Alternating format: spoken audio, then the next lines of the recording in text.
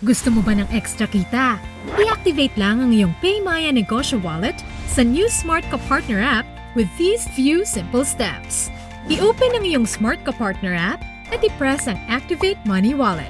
Pagkatapos, piliin ang Register to PayMaya Wallet. Huwag kalimutang basahin ang PayMaya Services Data Sharing Notice. Click Agree para magbigay ng consent. Para sa mga wala pang PayMaya Negosyo account, click Register. I-type ang mga hinihinging information at i-click ang Next. Para ma-verify ang iyong cellphone and email, i-enter ang OTP na matatanggap sa iyong cellphone at email verification code mula sa iyong email address. Piliin ang iyong preferred data and personalization settings at i-press ang Agree. Kumpletuhin ang mga information sa susunod na screens at i-press ang Submit.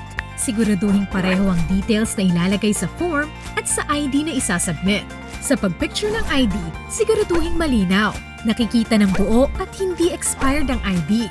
Sa pagkuha ng video selfie, dapat makita ang buong mukha ng retailer. Tanggalin ang suot na salamin o cap kung meron. Makikita sa app ang status ng iyong application.